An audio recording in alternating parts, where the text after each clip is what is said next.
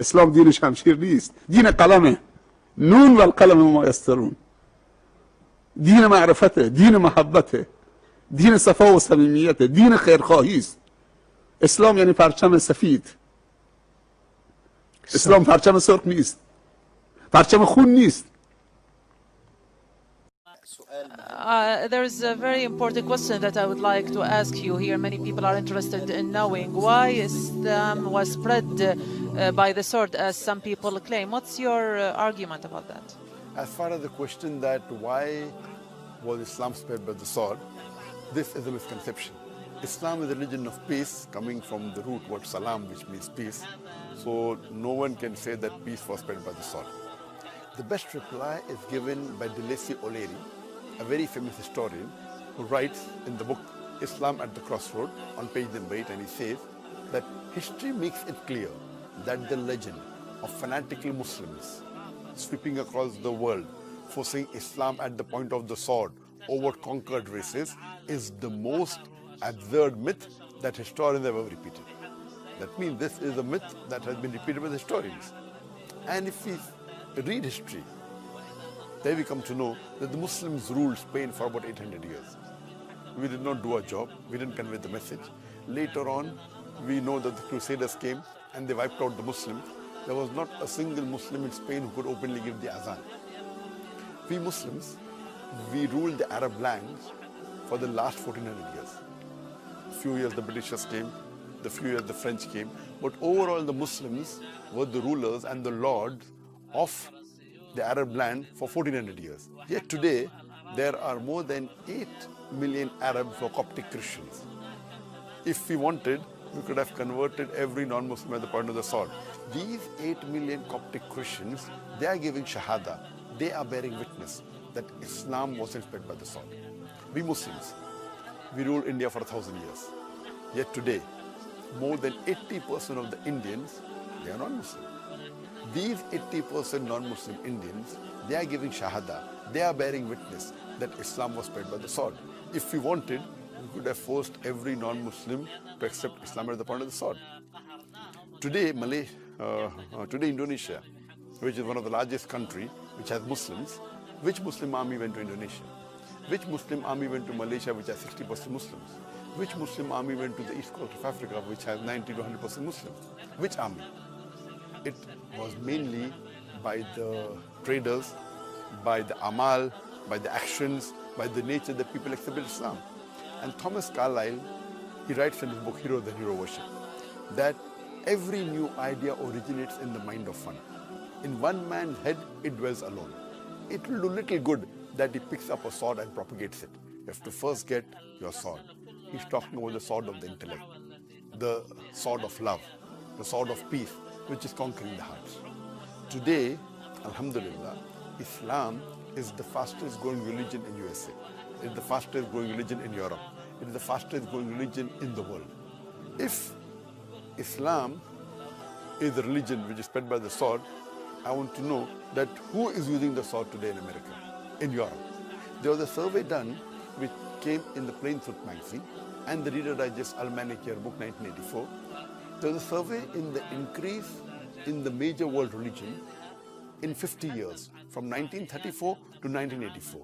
And number one major increase was Islam, 235%. Christianity, only 47%.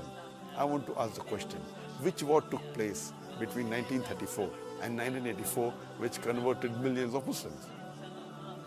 So, but natural, Islam is a peaceful religion. It's a religion of mercy, and it is the fastest growing religion today because Islam has the solution for the problems of humanity. 21 سال مبارزه، امروز همون محمدی که ما بیرونش کردیم، مال و اموالش مصادره کردیم، 10,000 مجاهد داره آمده که مکه رو بگیره. فکر میکرد که محمد مثل خودشه، شون قدرت دستشه، شمشیر دستشه. اسلام دین شمشیر نیست، دین قلمه. نون و القلم ما یسطرون. دین معرفته، دین محبته، دین صفا و صمیمیت، دین خیرخواهی است. اسلام یعنی پرچم سفید. اسلام پرچم سرخ نیست، پرچم خون نیست. این مرد و زن با همدیگه صحبت میکردن. بعد یک دفعه یکیشون به دیگری گفت، حالا مهم نیست، 2 تا جمله گفتن. ابو سفیان به زنش گفت زن، روزی که محمد رو از مکه بیرون کردیم دل اهل مکه هم با خودش برد. زنش بهش گفت مرد، بعد از 21 سال مبارزه من میبینم که اسلام از کانال دل وارد میشه، دل رو تسخیر میکنم. بعد آمدن پایین، فرداش صبح شد، رسول الله صلی الله علیه و سلم به صحابه به 10,000 مجاهد میتونستن که مکه رو به خاک و خون بکشونن، ولی اون که ملوک نیست، اون پیغمبره، اون رحمتا للعالمینه، فرق میکنه با ملوک دنیا، پادشاهان خودخواه و متکبر دنیا، فرق میکنه. اون رحمتا للعالمینه، حتی برای ملوک و پادشاهان دنیا هم رحمتا للعالمین بود. گفت کسی شمشیرش نشونه کسی نده تو مکه که او حب انتقام بیاد، شمشیرها تو غلاف. جلو افتاد، یه چوبی دستش بود، این آیه رو تلاوت میکرد، قل جاء الحق و زهق الباطل ان الباطل کان زهوقا. بگو حق آمد، باطل نابود شد، ناپدید شد. ان الباطل کان زهوقا، حق مندگاره و باطل ناپایداره. بعد وارد شد، رفت با همون چوبی که دستش بود فکر جاهلی رو سرنگون کرد، اونجا بت‌ها رو سرنگون کرد. بت یعنی چی؟ یعنی افکاری که تبدیل به بت شده بود در درونشون، بعد تبدیل به سنگ شده بود. اول این بت‌ها در درونشون شکل گرفته بود، بعد آمده بود بیرون. بعد میزد تو شکم بت‌ها، سرنگونشون میکرد و میگفت قل جاء الحق و زهق الباطل ان الباطل کان زهوقا. بعد رفت روی پله بالا ایستاد، خطبه خوند، سخنرانی کرد، موعظه کرد. حالا اهل مکه همه ایستادن،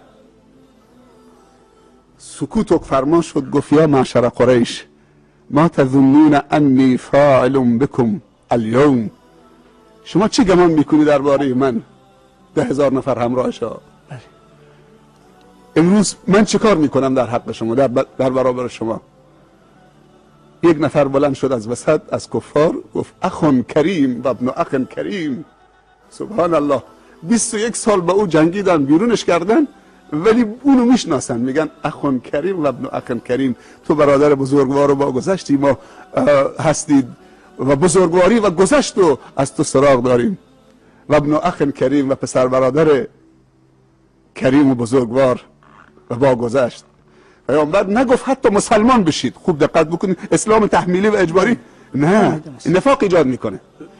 گفت اذهبوا فانتم الطلقاء، همتون برید که آزادید. وقتی عفو عمومی صادر کرد، حالا کسی نمیره. گفتن این عظمت فقط در اسلام.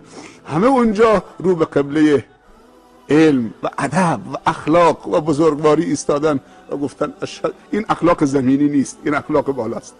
اشهد ان لا اله الا الله و اشهد انک رسول الله. جالبتر از این، ما وقتی کسی به ما بد کرده، بد ضعیف می شود، ما انتقام از او میگیریم، اما پیامبر صلی الله علیه و سلم از این صاحب منصبان انتقام نگرفت. آمد 3 تا جمله گفت. گفت هر کسی به مسجد الحرام پناهنده شد در امانه، هر کسی رفت به خانه خودش پناهنده شد در قفل کرد در امانه، و هر کسی پناهنده شد به خانه ابو سفیان بزرگ مکه در امانه. یعنی ابو سفیان رو کاری کرد، اون بزرگ بود، نگفت بهش مؤمن یا مسلمان بشو، گفت هر کسی به خانه ابو سفیان بزرگ قریش هم پناهنده شد اون در امانه. اون قدر بهش احترام قائل شد که ابو سفیان دیگه تسلیم شد. در دوزخ اگر وصل تو در چنگ آید، ما را از حال بهشتیان ننگ آید. ور بی تو به صحرای بهشتم خوانند، صحرای بهشت بر دلم تنگ آید.